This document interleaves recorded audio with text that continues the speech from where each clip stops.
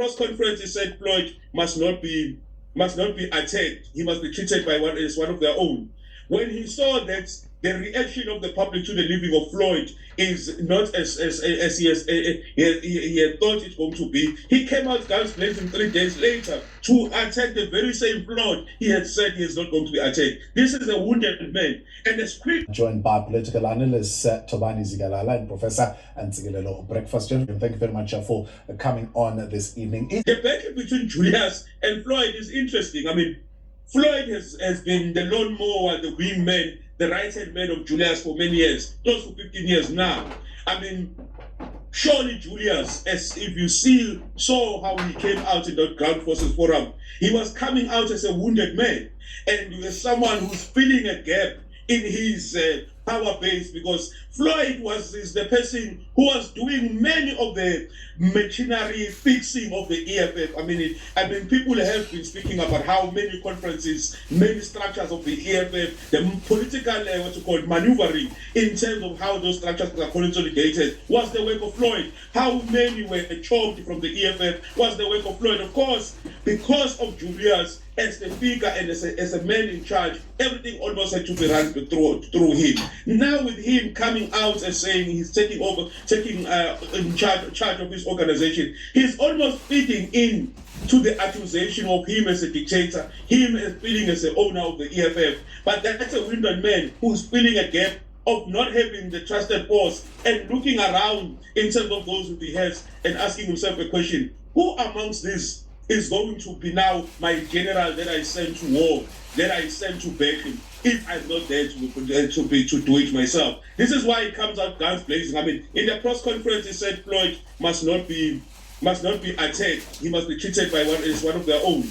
When he saw that the reaction of the public to the leaving of Floyd is not as he had thought it's going to be, he came out guns blazing 3 days later to attack the very same Floyd he had said he is not going to be attacked. This is a wounded man. And as quick for him, he seems to be as quick as possible for him to admit that losing Floyd in the EFF is a very big blow. And any organization that gains Floyd in the current political landscape is gaining someone with an experience of political maneuvering. And an MK seems to have seen that if you look at the responsibilities that they're giving him in that national organizer role. Absolutely. I wanted to talk to those roles a little bit, Prof. Looking at those roles that they've been given and the type of politics that Floyd aspires to, he is responsible for organizing, developing the MK Party organizational documents and guidelines, something that I'm sure he can do in his sleep, political education, policy research, monitoring and evaluation of governance, particularly the MK caucus and public representatives working with the SG.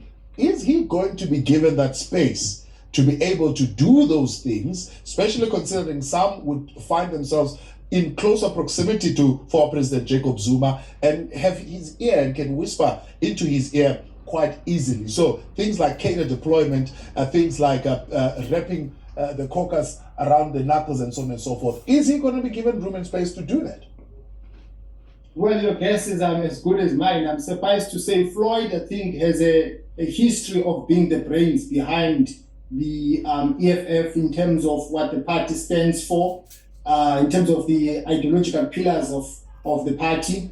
And I think he's bringing that depth to MK. And I've noticed something very interesting of late in Umkhonto weSizwe. There seems to be ideological clarity of late, even yesterday, in terms of what the party stands for. Because in the beginning, the party was very general in terms of what it stood for. But of late, there seems to be specificity in terms of what the party stands for. For instance, the party now says that it stands for Pan-Africanism, it stands for anti-imperialism, anti-colonialism, and I presume that Floyd, even though he has just joined the party recently, but he must have made some intellectual contribution to the party, and he is even going to, in my view, try to refine, the ideological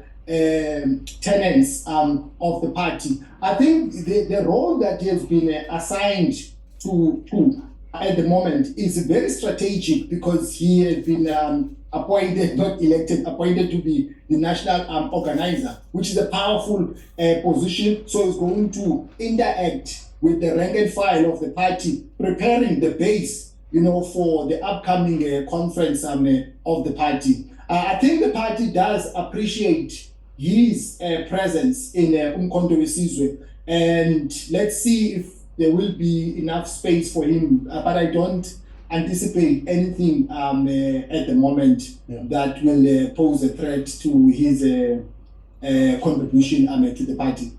Because in your view, the Natin Klegos, the big guns, the Dr. John Klope that are brought into the party, will they allow this young man to do what he needs to do as far as, of course, restoring governance? I mean, we're already hearing from the 10, for example, that are being removed from parliament saying, why are they bringing these people who do not know where the MK party started? We were the ones struggling on the ground to bring this party to where it is right now. Floyd Shivambu could be seen as one of those. One thing that the MK party, of course, in the beginning, some of us have characterized it as organized chaos, right? It's chaotic, but this chaos seems to be organized to be pointed, right? And of course, now, if you look at how it is able to galvanize senior, experienced, well-respected, and people who have got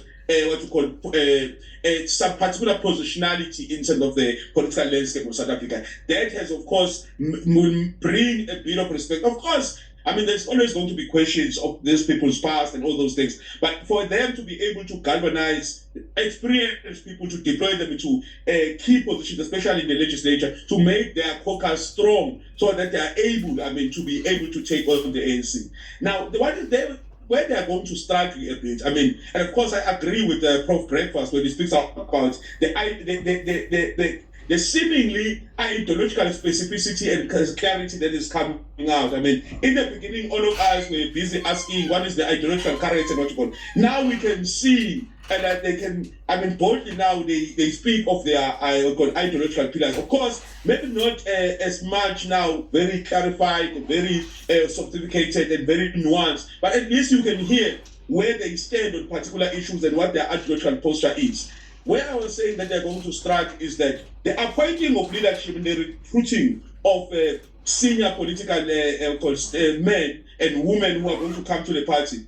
While you appoint, it's not foreign, this idea of appointing leadership. Also, it must be clarified that the idea of electing leadership is not the only way to run an organization. Leadership can be appointed, but the only question that you are going to have is, how do you make sure that the rank and file are able to accept and give goodwill, right? And be able to give their goodwill to these people who are now being appointed as leaders. That's going to be where the MK party must really work hard to cultivate the goodwill of their rank and file to accept this appointed leadership. I don't think they'll struggle much with that, because if you see in recent months, in terms of how the decisions have been taken, the rank and file did not seem to be shaken much when this one is filed, this one is removed. The reason for that is because the pillar, the symbolic figure of the party, which is former President Jacob Zuma, is seen as the key figure in all of this. If he accepts it, because everyone came to this party because he was associated with it. So if he is okay with the decision being taken, it seems as if the rank and file, it does not question it that much, because they came because they trust him. Right. The problem will be what happens when they lose trust in this symbolic figure. Because then they will start questioning his decisions. For now, any decision that he has taken, they do not seem to question it so far. Tobani Zigalala, Professor Nsigela Breakfast, appreciate your time. Let's leave it there for tonight.